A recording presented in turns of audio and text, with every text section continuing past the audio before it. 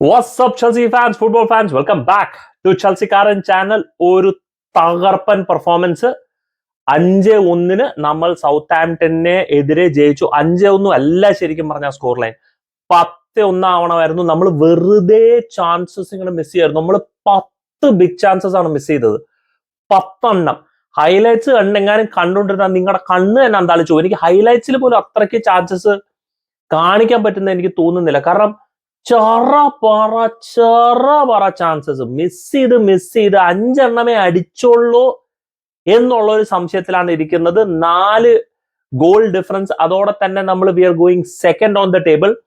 അപ്പുറത്തെ സ്ഥലത്ത് set piece FC Manchester United ആയിട്ട് ഞാൻ ഈ വീഡിയോ റെക്കോർഡ് ചെയ്യുന്ന സമയത്ത് 2-0 ലീഡ് ചെയ്തുകൊണ്ടിരിക്കുന്നു. ഇനി അഥവാ അവരെ ഗ്യാപ്പ് ക്ലോസ് ചെയ്ത് കഴിഞ്ഞാൽ ഒരു പക്ഷേ നമ്മളെക്കാളും 2ാം സ്ഥാനത്തേക്ക് എത്തിയേക്കാം. എന്തായാലും പോയിന്റ്സ് എന്നല്ല സെയിം 28 പോയിന്റ്. ലിവർപൂൾ ന്യൂ കാസലായിട്ട് 3-3 ഡ്രോ പിടിച്ചു. അവര് 35 പോയിന്റ്. നമ്മളും ലിവർപൂളും തമ്മിൽ വെറും 7 പോയിന്റിന്റെ ഗ്യാപ്പ്. അത് വലിയൊരു ഗ്യാപ്പ് തന്നെയാണ്, ഇല്ല എന്ന് പറയാൻ പറ്റുന്നില്ല. മാഞ്ചസ്റ്റർ സിറ്റി ജയിച്ചു, നമ്മുടെ തൊട്ടു പുറകെ. എന്നാൽ ഈ സീസൺ തുടങ്ങുന്നതിന് മുമ്പ് ആരെങ്കിലൊക്കെ വന്ന് പറയുകയാണെങ്കിൽ SK നിങ്ങൾ 14 മത്സരത്തിന് ശേഷം you will be second on the table എന്ന് പറഞ്ഞാൽ തന്നെ നമ്മൾ ചിരിച്ചു മരിക്കും. കാരണം ഞാൻ ടോപ്പ് 4 ആണ് പ്രതീക്ഷിക്കുന്നത്, അല്ലെങ്കിൽ എനിക്ക് ടോപ്പ് 4 വേണം, അതിനുള്ള ടീം ഉണ്ടെന്ന് പറഞ്ഞ് ഞാൻ വീഡിയോ ചെയ്യുമ്പോൾ തന്നെ കുറെ പേര് ശരിക്കും അത് കണ്ട് പരിഹസിച്ചു എന്ന് പറയാൻ പറ്റുന്നില്ല, അത് കണ്ട് ചിരിച്ചിട്ടുണ്ട്. കാരണം അത് സംശയാസ്പദമായിട്ട് നോക്കുന്ന ഒരു കാര്യമാണ്. ഈ ടീമിനെ വെച്ച് ടോപ്പ് 4 തന്നെ എത്തിക്കാൻ പറ്റും എന്ന് പറയണ ഭയങ്കര ടഫാണ്. കാരണം മാഞ്ചസ്റ്റർ സിറ്റി, ആർസണൽ, ലിവർപൂളും ഉണ്ടായിരുന്നു, പിന്നെ ഉള്ള ബാക്കിയുള്ള ടീമുകളായിരുന്നു. പക്ഷെ ഇതിപ്പോ മാറി. മാഞ്ചസ്റ്റർ സിറ്റി ഒരു പ്രതിസന്ധി കൂടെ കടന്നുകൊണ്ട് പോകുന്നു. പെപ് ഗാർഡിയോള തന്റെ മെന്റൽ സ്ട്രഗിൾസിൽ കൂടെ പോകുന്നുകൊണ്ടിരിക്കുന്നു. ബട്ട് ഇപ്പൊ നോട്ടിംഗം ഫോറസ്റ്റ് ആയിട്ട് അവർ ജയിച്ചു. 3-0 എന്തോ സ്കോർ ലൈനിൽ ജയിച്ചു. ലിവർപൂൾ ഡ്രോ പിടിച്ചു. And all of a sudden we are second in the table. And ചോദിക്കുകയാണെങ്കിൽ are we in the title race? The answer is no. വളരെ വ്യക്തമായിട്ട്. കാരണം എന്താണെന്നറിയോ, നമ്മൾ വളരെ ഏർലി ആയിട്ട് ടൈറ്റിൽ റേസ് എന്ന് പറഞ്ഞ് മുദ്ര കുത്തിക്കൊണ്ടിരുന്നു കഴിഞ്ഞാൽ എങ്ങാനും ടൈറ്റിലിന്റെ അവിടെ എത്തുമ്പോഴത്തേക്കും നമ്മളൊരു ഡ്രോപ്പ് ഓഫ് വന്നാൽ അടുത്ത സീസൺ നമ്മുടെ സൈക്കോളജിക്കലി എഫക്ട് ചെയ്യും. ആർസണലിന് പറ്റാതാണ്. അവർ കഴിഞ്ഞ സീസൺ അവരെ ടൈറ്റിൽ റേസിന് ഉണ്ടാവേണ്ട ടീം ആയിരുന്നില്ല. 2 സീസൺസ് ബാക്ക്. അതെ, കഴിഞ്ഞ സീസൺ ബാക്കില് അവർ ടോപ്പ് 4 ആയിരുന്നു പ്രതീക്ഷിച്ചുകൊണ്ടിരുന്നത്. പക്ഷെ അൺഎക്സ്പെക്ടഡ് റൺ ആയിപ്പോയി. The pressure was huge. അതിൽ നിന്ന് ചെറിയൊരു ക്രംബിളിംഗ് വന്നു. പിന്നെ റിക്കവർ ചെയ്യാൻ പറ്റിയില്ല. Manchester United game. നമുക്ക് ഒരു സീസൺ മുഴുവൻ ഒരു നല്ല സ്ട്രോങ് റൺ വേണം. പ്ലേയേഴ്സിന് മനസ്സിലാക്കണം എന്താണ് it means to challenge for a title. നമ്മൾ ചാമ്പ്യൻസ് ലീഗ് കളിക്കുന്നില്ല, അതുകൊണ്ട് നമുക്ക് സ്ക്വാഡ് റൊട്ടേഷൻ ചെയ്യാൻ പറ്റുന്നുണ്ട് കോൺഫറൻസ് ലീഗിൽ. അപ്പോൾ പ്ലേയേഴ്സ് അത്രത്തോളം ഇന്റൻസിലി ഗെയിം കളിക്കുന്നില്ല.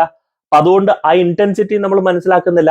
അത് മനസ്സിലാക്കുന്ന മറ്റുള്ള ടീമുകളൊക്കെ കഴിഞ്ഞ സീസൺ ടോപ്പ് 4 ഒക്കെ എത്തിയ ടീമൊക്കെ സ്ട്രഗിൾ ചെയ്തുകൊണ്ടിരിക്കുകയാണ്. പ്രത്യേകിച്ച് ആസ്റ്റൺ വില്ല എന്തായാലും ജയിച്ചു, പക്ഷെ എന്നാലും അവർ സ്ട്രഗിൾ ചെയ്തുകൊണ്ടിരിക്കുകയാണ്. കാരണം ചാമ്പ്യൻസ് ലീഗ്, പ്രീമിയർ ലീഗ്, മറ്റേത് മറിച്ചതെന്നൊക്കെ വന്ന് ഇത് വരുമ്പോഴത്തേക്കും പ്ലേയേഴ്സിന് ഫറ്റീഗ് തോന്നും. ഫറ്റീഗിൽ ഇഞ്ചുറീസ് കൂടും. അതോടെ മൊത്തം കോമ്പറ്റീഷൻ താറുമാറാവാം. ലിവർപൂളിന്റെ കേസ് അതല്ല. ലിവർപൂൾ പ്ലേയേഴ്സ് ഭയങ്കര ഡ്രിൽഡ് ആണ്. ആ കോർ ടീം വളരെ സ്ട്രോങ്ലി ഡ്രിൽഡ് ആണ് ഈ 2 കോമ്പറ്റീഷൻ ഒരുമിച്ച് കൊണ്ടു നടത്താൻ വേണ്ടിയായിട്ട്. ആൻഡ് അതുകൊണ്ട് Liverpool can go the distance. പക്ഷെ ചെൽസിയുടെ ഇപ്പോഴത്തെ സിറ്റുവേഷൻ അതല്ല. We are a very very young squad. പക്ഷെ എന്നാലും വി ആർ ഇൻ ടോപ്പ് 2. നമ്മളും ബാക്കിയുള്ള പാക്കുമായിട്ടും അല്ലെങ്കിൽ 5-6 ടീംസ് ആയിട്ട് നല്ല ഗ്യാപ്പ് നമ്മൾ ക്രിയേറ്റ് ചെയ്ത് തുടങ്ങി. And that's fantastic. And Maresca മച്ചാനെ, hats off to you. What, ഒന്നും പറയാനില്ല. ഇന്നത്തെ ലൈനപ്പ് മാസീവ് സർപ്രൈസ്. ഇപ്പൊ ലൈനപ്പ് ആർക്കും പ്രിഡിക്ട് ചെയ്യാൻ പറ്റുന്നില്ല.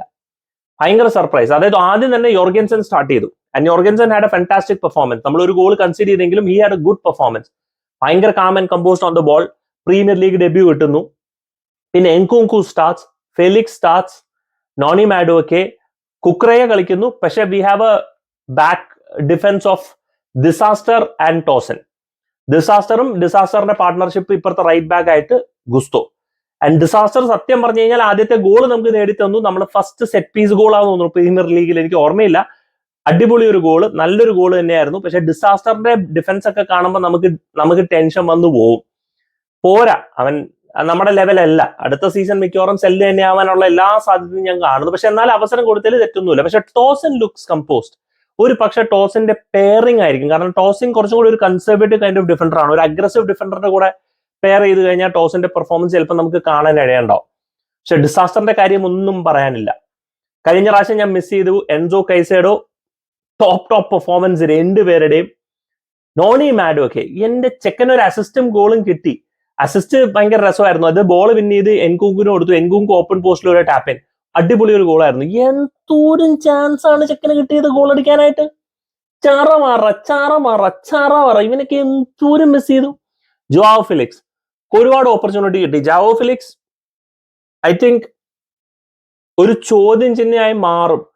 എന്തുകൊണ്ട് ഇത്രയും വലിയ ടാലന്റഡ് ആയിട്ടുള്ള പ്ലെയറിന് ആ ഒരു ഔട്ട്പുട്ട് തരാൻ പറ്റുന്നില്ല? And the answer is very clear, his decision making.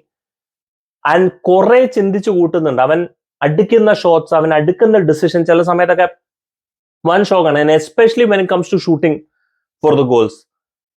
അവസരമുണ്ടായിരുന്നു ഫെലിക്സിന് 2 ഗോളൊക്കെ അടിച്ച് സ്കോർ ഷീറ്റിൽ കയറാൻ. എൻകുങ്കു സ്കോർ ഷീറ്റിൽ കയറി. രണ്ടാമത്തെ ഗോൾ ശരിക്കും പറഞ്ഞാൽ എൻകുങ്കുന് കിട്ടുന്നുണ്ടായിരുന്നു, പക്ഷെ അത് നൈസായിട്ട് കോൾ പാൽമർ അങ്ങോട്ട് അടിച്ചു മാറ്റി.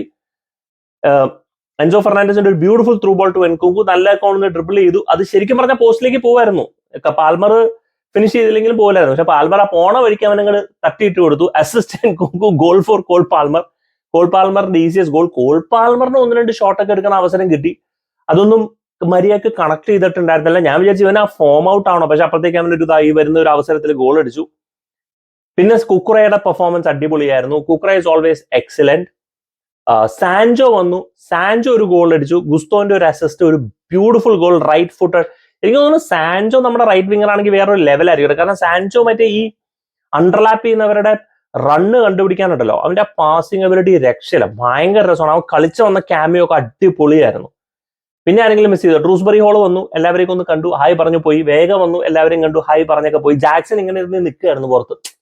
ചേടാ എനിക്കൊരു 3 ഗോൾ അടിക്കായിരുന്നല്ലോ. ജാക്സനെയും നെറ്റോനെയും കളിപ്പിച്ചില്ല, കാരണം അവർ ഓൾറെഡി 4 യെല്ലോ കാർഡ് ഉണ്ട്. ഇനി ഒരു യെല്ലോ കാർഡ് മേടിച്ചു കഴിഞ്ഞാൽ ടോട്ടനമിനെതിരെ ആയിരിക്കും. ടോട്ടനമിനെതിരെ എനിക്ക് തോന്നുന്നു നമ്മൾ ഈ ഫുൾ ബ്ലോൺ ജാക്സൺ, നെറ്റോ, മിക്കവാറും മാഡോയൊക്കെ ആയിരിക്കും കളിക്കാൻ സാധ്യത ഉണ്ടാവുക. കാരണം ടോട്ടനമിന്റെ ഹൈലൈൻ അറിയാലോ, കഴിഞ്ഞ വർഷം ടോട്ടന്റെ ഹൈലൈൻ വെട്ടിച്ച് കളിക്കാൻ വേണ്ടിയിട്ട് നമുക്ക് പേസി പ്ലേയേഴ്സ് വേണം. എനിക്ക് സംശയം മുഡ്രിക് ഉണ്ടായിരുന്നില്ല, ടീമിൽ പോലും ഉണ്ടായിരുന്നില്ല, ഷീറ്റിൽ പോലും ഉണ്ടായിരുന്നില്ല. എന്ത് പറ്റി എന്നുള്ളൊരു ചോദ്യത്തിൽ എനിക്ക് ഉത്തരമില്ല. What happen? Why was he not playing? Unavailability ആണോ issue? It's a big question. ടോട്ടനമിനെതിരെ അവൈലബിൾ ആവുമോ? Will he start against Tottenham? അറിയില്ല. ബാദേശിയിൽ കളിച്ചില്ല, കോൾവില് കളിച്ചില്ല. സോ പാൽമർ പ്ലേസ്, ആൻഡ് പാൽമറിനെ കുറച്ച് കഴിഞ്ഞിട്ട് സബ്സ്റ്റിറ്റ്യൂട്ട് ചെയ്തെങ്കിലും പാൽമർ കുറെ കളിച്ചു. സർപ്രൈസ് ശരിക്കും പറഞ്ഞാൽ അത്രയും ഗെയിം ടൈം കൊടുത്തതിൽ തന്നെ. വേറെ ഒന്നും അല്ല, കാരണം കുറച്ച് പ്ലെയറിനെ ഒന്ന് റെസ്റ്റ് ചെയ്യണം. പക്ഷെ നമ്മുടെ പ്ലേയേഴ്സ് ഒക്കെ സത്യം പറഞ്ഞാൽ കുറെ കൂടെ ഫ്രഷ് ആണ്. ബാക്കിയുള്ള ചാമ്പ്യൻസ് ലീഗിനെ പോലെ ഒന്നല്ല കളിക്കുന്നത്. നമ്മൾ ഒരാഴ്ചയിൽ ഒരു കളിയാണ് കളിച്ചുകൊണ്ടിരിക്കുന്നത്.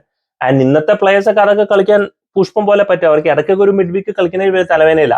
പക്ഷെ കൈസഡോ, എൻസോ ഫെർണാണ്ടസ് നമ്മുടെ engine off the entire midfield, they are brilliant. ഇനിയിപ്പോ ഞാൻ ആരെയും ഞാൻ മിസ് ചെയ്തില്ല എന്ന് വിചാരിക്കുന്നു. സോ ഓവറോൾ ശരിക്കും പറഞ്ഞാൽ റിവ്യൂ ഒന്നും ചെയ്യാനില്ല. നമ്മൾ ആദ്യത്തെ ഒരു 10-12 മിനിറ്റ് ഒന്ന് ഒരു അവിടെ ഇവിടേക്ക് എന്തോ തൊട്ട് കളിച്ചു. സൗത്ത് ആംപ്ടൺ ഒരു അവസരം കിട്ടി, അവരൊരു ഗോൾ അടിച്ചു. പക്ഷെ അതിനുശേഷം നമ്മൾ ഡോമിനേറ്റ് ചെയ്തു. പിന്നെ സൗത്ത് ആംപ്ടൺ ഒരു റെഡ് കാർഡ്.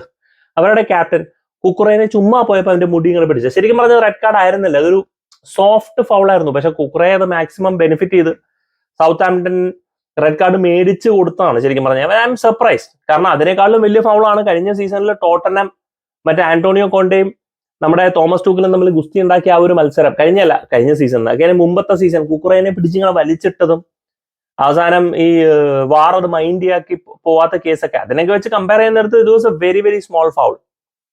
എന്നാൽ തന്നെയും we were utterly dominant. 10 big chance ചെയ്യുന്നു, 10 ചാൻസ് അല്ല 10 ബിഗ് ചാൻസ് മിസ് ചെയ്യാന്ന് പറഞ്ഞാൽ it's absolutely crazy. Buried the game, top performance, really happy. ഇനി അടുത്ത മത്സരം ടോട്ടനമായിട്ട്.